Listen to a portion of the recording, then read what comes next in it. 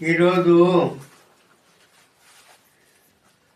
అమ్మది పుణ్యతిథి నిమిత్తంతో బేలలో సత్సంగం కార్యక్రమం జరుగుతున్నదంటే చాలా మంచి విషయమే. నిజమే, సత్సంగం లేనిది ఎవరికి ఏమి తెలిసేది కాదు. తెలంది మనం చేసిందంత సమవుతుంది. తెలుసుకొని చేస్తేనే మనకి మన లాభం ఉన్నది. కానీ తెలకుంటే చేసిందంత శ్రమ పెడితే సమయం అంతా వేస్తే అయ్యేం లాభం కాదు. అందుకు మనం భక్తిని తెలుసుకొని చేస్తేనే మనదేమన్నా కళ్యాణం ఉన్నది, మోక్షం ఉన్నది.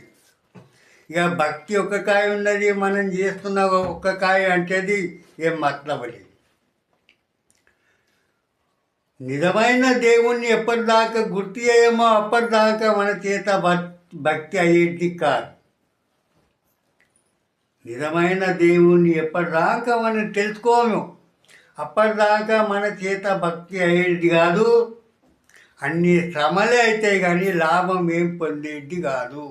అందుకు సత్సంగాలు చేస్తేనే మనకు దేవుడు అనేది వాడు ఎట్లున్నాడు, ఆయన ప్రాప్తి ఎట్లా చేసుకోవాలా, మన కళ్యాణం ఎట్లా చేసుకోవాలా, మన మోక్షం ఎట్లా పొందుకోవాలి, అవన్నీ సంతుల సంగత్వంతో మనకు గుర్తులైతాయి. అందుకు సంతుల సంగత్యము ముఖ్యమున్నాయి. అందుకు సత్సంగం అనేది సంతుల సంగత్యం చేసుడు. అంటే ఈరోజు విషయం ఏమున్నదంటే, కాలుని నోటిలో ముక్కవై ఉన్నావు. కాలుని నోటిలో ముక్కవై ఉన్నావు. పిల్లి నోటిలో ఉన్న వెలుక విధం. నిర్భయం పడినట్టి మొండివాణ్ణి తోడు విశ్వసించి ఏముందంటే, ఇప్పుడు మనం అందము కాలును నోట్లో ఉన్నాం. ఆ పిల్లి నోట్లో ఎట్లా ఎలుక ఉన్నదో, పిల్లి ఎలుక పట్టినప్పుడు దాన్ని మరణం ఉండేది, దాన్ని బతికేది కాదు. ఇక గట్లా మనది కూడా జన్మం ఎట్లున్నాయంటే, పిల్లి నోట్లో ఉన్న ఎలుక విధం మన జీవితం ఉన్నది. దీనిది కూడా నమ్మకం లేదు, శాశ్వతం లేదు, రేపు పొద్దు ఒడుస్తా లేదు, అది కూడా మనకు నమ్మకం లేవు. అందుకు ఇంత చక్కని మానవ జన్మ వచ్చిన దానికి మనము తరం ఎల్లెం సత్యాన్ని తెలుసుకోవాలా, దేవుని తెలుసుకోవాలా, మోక్షం పొందుకోవాలా. ఏమైతే అలా ఎవరికి తెలియదు.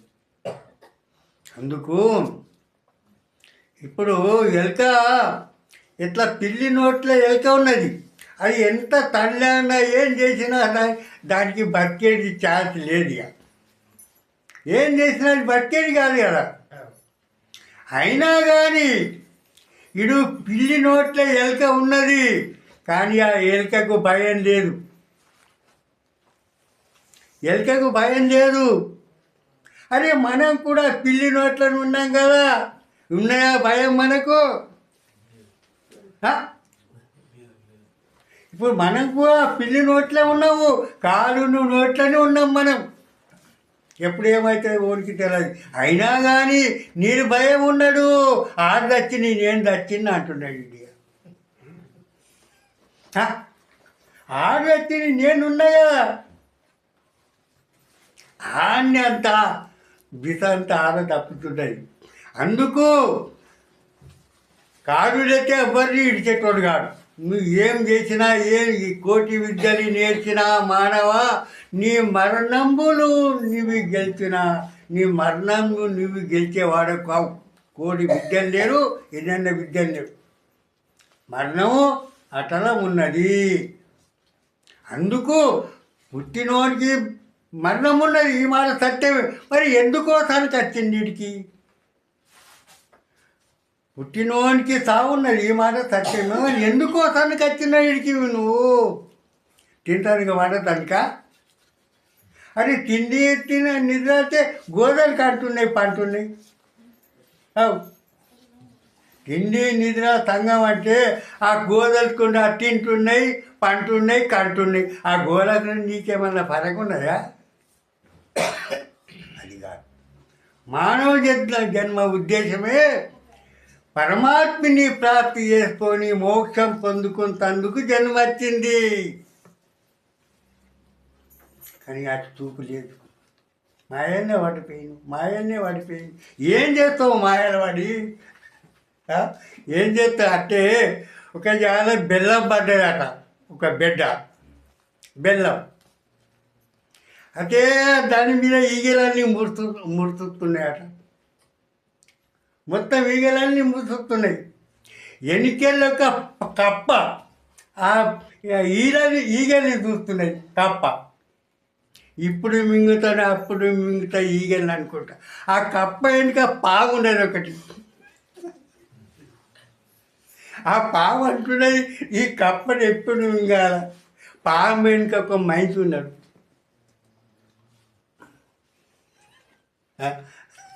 అయినా భయం ఉన్నదా? ఆ పాముకు భయం, మనిషి ఆనందం చంపుతాడన్న మాట పాముకు కూడా భయం లేదు. ఆ కప్పకు కూడా భయం లేదని ముంగుతాడని. గట్ల మనది జన్మము. అంత మనకు నమ్మకం లేదు. కానీ ఇంత అంటున్నాను నేను, ఇంకా ఆ దచ్చినట్టు నేను తావలే కదా, నేను బతుకున్నా కదా. గాన్ని అంత దిశ తప్పుతున్నాయి. అందుకు ఎప్పటిదాకా మన మానవ జన్మం ఉద్దేశం ఎప్పటిదాకా తెలుసుకోడు, అప్పటిదాకా మనది జన్మం అంతా వ్యక్తం అయిపోతుంది. అందుకు గతి ఏమి అవునో తెలియదు. అక్కడ బొమ్మనే, ఇదే పాఠ విద్యా బొమ్మ, ఇదే పాఠ విద్యా బొమ్మ ఉన్నది అలా మొత్తం. గతి ఏమి అవును తెలియదు, గతి ఏమి అవును. అరే నీ గతి ఏమవుతుందో నాకు తెలుస్తలేదా? నీకు తెలిస్తే ఏమో కానీ నాకు తెలుస్తలేదు. ఓరి గతి ఎట్లనే ఓరికి తెలుస్తుంది. తెలుస్తుంది నీ గతి ఎట్లనే నాకెట్లా తెలుస్తలేదు.